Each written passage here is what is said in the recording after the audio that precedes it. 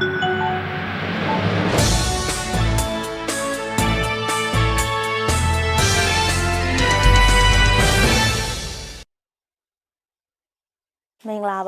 welcome to Online TV special program Perspectives.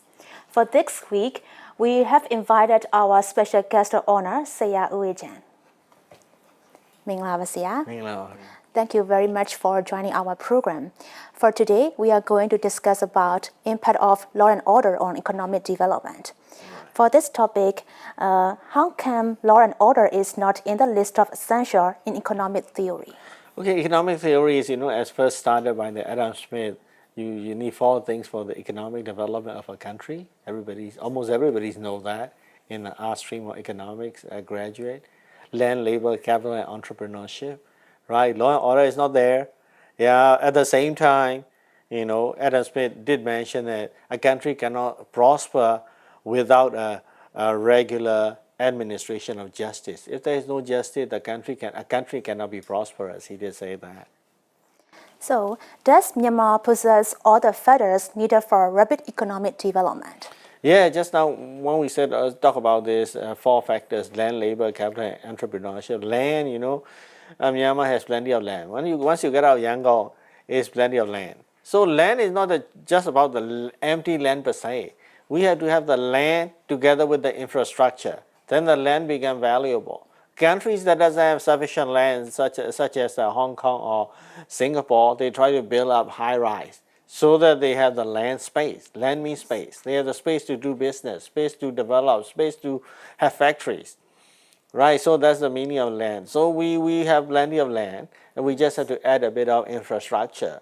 Yeah, infrastructure means electricity, water supply, sewage, sanitation, plus internet. Yeah, so this infrastructure, then the land become very productive and useful. That's what we have, right? Labor, we also have plenty of labor, right? Our labor, we are in many areas as educated as our neighboring countries, like Thailand or Vietnam. Yeah, so our labors, we are also at par. Capital, we may be a bit short of capital, and that's one area that we need to improve on, right? Capital, we need a fair bit of foreign direct investment. Right, other countries, because foreign direct investment is such that they have so many countries to select, right? So we have to have and in capital, we do need a fair bit of capital, especially in terms of foreign direct investment. Foreign direct investment, the nature is such that they have so many different countries that they can invest. So Myanmar has to be attractive enough so that the money will come to us. So that's the capital part, which we are a little bit weak. And then entrepreneurship, being entrepreneur, being able to take risks and do the business. Myanmar people are typically entrepreneurial. Think about it. Just now, just recently, we are short of petrol and diesel, yes. Right? And all the so-called unscrupulous entrepreneurs, they try to fix up with the petrol station. They try to collect the diesel shortage diesel in bulk and sell it back at like double the price. So that is, in some sense, being entrepreneurial, although it's bad for the country. So Myanmar people typically is land, labor, capital, entrepreneurship. Other than the capital, we more or less have all the ingredients. So we can be up for rapid economic development once you have the capital coming in. So how about empirical evidence? Yeah, the empirical evidence of needing law and order. Obviously, just now I talked about the Myanmar already having that. With a little bit of capital, we can become prosperous, and then the bone of contention is we need a proper law and order and law enforcement in the country. Without that, we cannot grow out of this poverty trap, right? So there's an empirical evidence even in the U.S., where in the cities or the states with high crime rates, they have lesser economic growth rates, because when the higher crime rates mean lower job growth. Lower job mean businesses not coming in, people are not investing because you have crime. Crime means less law and order. Less law and order means lesser investment. Lesser investment means lesser jobs, yes. Which means lesser economic growth, lesser wealth. Yeah, so that's why there's the evidence in the U.S. Where the states or the cities with high crime rates, yes. They have lower economic growth. Yeah, that's as recent as some years ago. Right, and in the regional countries, if you look at regional countries of China, our neighbor, China for the past 40 years, their average growth rate is 9.5%. And China managing the 1.4 billion population, they focus a lot on law and order. Everything is orderly and everything is law, the rule by rule, ruled by rules in China, right? So without that, they would not have developed that much. Think of the Vietnam. Vietnam is a communist country, right? And they don't value so much of the personal freedom or democracy per se. It's not a democratic country. It's a communist country, but they have very good law and order. And look at the Vietnam growth rate. Vietnam was really broke, and they don't even have food to eat. Their wars with the American, it's continued until the 1980s, right? They're a war-torn country in the 1980s, super poor. Now they are one of the fastest growing in the ASEAN. Yes. So how does it achieve? They also have the 4 factors that we have, but they have one additional, having proper law and order and proper enforcement. That's what we have. So that is the empirical evidence that why law and order, having law and order in a country is a must to propel the country to the next stage of economic growth. Yes. So how do you know we need to address law and order situation before anything else? Wow, because without having law and order, right, people will not come and invest. Right, when you talk about what is needed for Myanmar economic growth, some people overseas they may say political stability. Some people who are anti-government, they will say democracy. Democracy is not the solution to economic growth. There are so many democratic countries who are poor, and there are so many non-democratic countries who are super rich. Yes. Think of China, totally non-democratic, right? But they are the second richest, economically the second most powerful country in the world, right? Even a communist country, Laos, which has always been poorer than Myanmar. In 2017, they have overtaken Myanmar, and our country became the poorest in ASEAN in 2017. So it has nothing to do with the the political system, whether democracy or communist or socialist that we are adopting. It has something to do with other things. These 4 factors that Adam Smith said, plus we need to have the law and order. Because, obviously, the recent conviction by some of the senior civil servants in the government, they are convicted of corruption and all these things. This is a good sign that we are heading the right direction in the law and order arena. We have to do that. Yes. Because if we don't do that, people will make fun of us. You found guilty, also nobody punish you. Then how? That's not very good. Only then when people have confidence in our law and order system. Then we have the people have confidence. It's the international community, the investor community, will have the confidence that we will have law and order in Myanmar.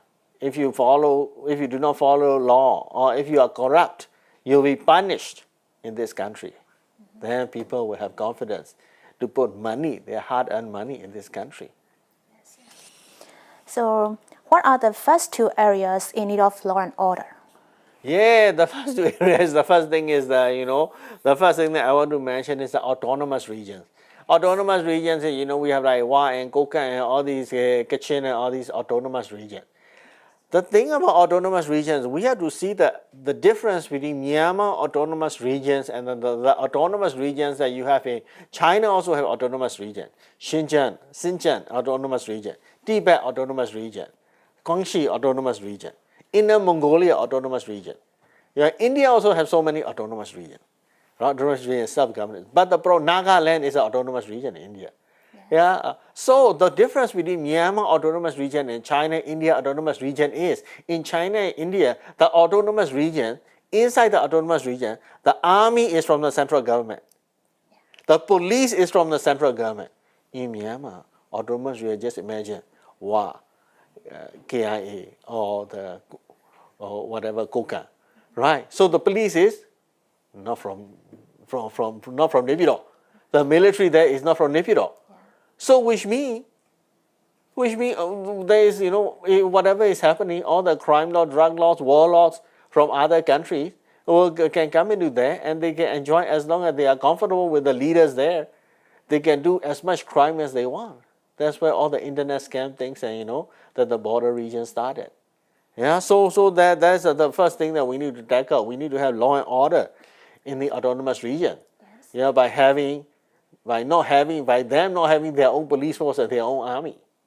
Yeah, the second is the EAO. EAO also, they have their own region, they have their own armed forces. Then how do you have law and order? They do whatever they want because this is the rule of the guns. It's a wild, wild west, right? You have a gun, you govern. Yes. Yeah, so that how if you don't have law and order, so the whole it seems like people will have the impression on the whole country that Myanmar border areas there is no law and order. Yeah, that is a bad impression that for a country for us to have. Yes. Right, Myanmar, there's the whatever, maybe in the mainland they may have some good things, but on the border areas there is no law and order. That's what people say. Right, so that's not very good, and that's what we need to address there. The EAO regions, they also have some form of law and order, so that the people can take action. Businesses and seek addresses, seek redress. Right, if somebody cheated your money and run to the EAO area, border area, you should be able to get people to arrest him. Yes. Yeah, rather than saying that, he run to the border, that's it. Right, so that's not a solution. So we need to address that. So that's an area that we need law and order. That's the first two things. Yes. So how about terrorism?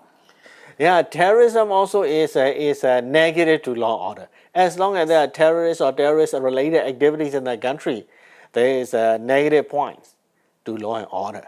Yeah, so in order to achieve law and order in major cities, we need to get rid of all these terrorism and terrorist activities. If not, think about it. If you go to Inle, last time Inle at night is so vibrant, right? Yes. Everybody is having fun and having restaurants, having bars and everything open. Now every corner of Inle there are checkpoints, military checkpoints. No, there is nothing wrong with the checkpoint. Checkpoints are there because you need it for the security. Yes. Why there is the need for security? Because of the terrorist activities, right? So with that, there is a negative to the vibrancy of the tourist attraction. Then the people, tourists, foreigners, international tourists come, they have no night activities anymore because of these security concerns. Yes. So that concern arise because of the terrorist activities. Yeah, so here the solution is you need to punish, you need to have proper law enforcement on them and effectively. Right, you need to let people know that if you commit this type of crime against the public or crime against the country or crime against the people, what type of punishment you will face. Right, the punishment need to be public. In China, right, all the drug laws, they line up against the wall and they shoot them. Yeah, so which means that people know that if you do crime, if you do drug, you will get shot like that. Yeah. So people feel, people can relate. So if you just punish them, hush, punish already, don't know what they are, they just disappear. People will not realize the impact of that particular crime. So how about punishment and pardons? Yeah, punishment. Yeah, that's where the law enforcement will do with the punishment as part of the judicial system. Because I myself has experience getting involved in 66D, 66 Kaji in Myanmar is called. Because people because of the social media, the Facebook is such that Myanmar opened the internet very fast because there is no internet governance. There's nothing to govern the internet. Yes. Internet was open, everybody can use internet. So Myanmar people use the internet without law and order. I can write any bad things about you, not true things, also fake bad things about you, but I don't get punished. Yes. That's the problem with the internet and no Facebook, no governance in the Facebook. Yeah, so because of that, people end up suing each other with, I have to end up suing people with a 66D. And the punishment, the guy just fine, fine 6 lakhs, fine 5 lakhs. That type of thing is, insufficient. Right, if I want to say all the bad things if I want to damage your reputation, I can say whatever I want on the Facebook and I get fined. I'll pay the fine to you in advance. And I swear and curse at you first. Right, so what's the point of you're just fine? So what I'm saying, the punishment is not severe enough. In China, corruption, no burdens. Once you're guilty of corruption, no burden. And plus, for example, Vietnam, every year you only have 100 people burdens in the whole country. every year they limit to 100. In Myanmar also it should be like that. Every year the president or the head of the state can only pardon, let's say, 100 people only or 200 people only. And everybody who went to jail must serve time, at least half their term, for example. Let's say you've been in jail for 10 years. You must stay in jail at least 5 years before you can think of pardon, getting out of jail. Yeah, so it has only then the punishment, and people will feel the punishment. Otherwise, people think that they can do the things for fun, right? And that's why the staff, also a lot of staff in the commercial entities, they become so light about committing crime and cheating, because they can just take the employer's money and run away to the borders and never get caught, right? And police will issue warrants, but how many? I would like to know the statistics. How many of the warrants got arrested? I think the percentage is very little. I used to have like 2 or 3 of my staff stolen the money, and they are issued police warrants, and none of them ever get caught. They're still on the run. What I'm saying, that I don't know what has been done to capture the people on warrant, people who are running away on warrants. Yeah, so we need to have probably the bounty hunters to hunt them down. Yeah, so that is the, and also in terms of the pardons, the pardons to get out of jail, we need to have transparency. You need to have, okay, who will be pardoned, how many people will be pardoned, what are the rules for getting pardoned. If not, if there's no transparency, there will be corruption. Right? I can just give you money and I get out of jail. How can this be good? So how about business and commercial side? Yeah, because lots of commercial crimes are committed, and the perpetrators seldom get caught. They run away. They take the employer's money, and just now I said they run to the borders. The Myanmar is so big, right? And there is no proper identity, a digital identity system, so they can just take another person's identity card, citizenship card, and they run away and they stay as another person. Yeah, so this difficult to capture them. The result is, the employees are not scared to commit crimes anymore. That's not very good. Yeah, and stealing from the government or stealing from the country or stealing from the ministry is simply not acceptable. Yeah, so they got to be punished severely enough so that the future generations will not think of that lightly. So how about the justice system? Yeah, justice system, there is some comments by the AG, Attorney General, that, in Myanmar, the law is there, the law enforcement is the issue. Enforcing the law. Yeah, the laws are there. Yeah, the problem is, if there is lack of enforcement, people don't respect the laws anymore. Right? The law is there, but nobody enforces the law. So what do you do? And it's like, somebody say you can throw rubbish, fine whatever, but people throw rubbish, nothing happens. Then who will pay respect to the law? Yeah, so from things can be as simple as that. Then also it applies to the judges and the lawyers, the whole judicial system. The people, there has to be publicity about punishment to the judiciary, i.e. the judges who take bribes, right? We never heard of that. But we also know that a lot of judges are taking, right? So there has to be some punishment and some publicity about that punishment to them.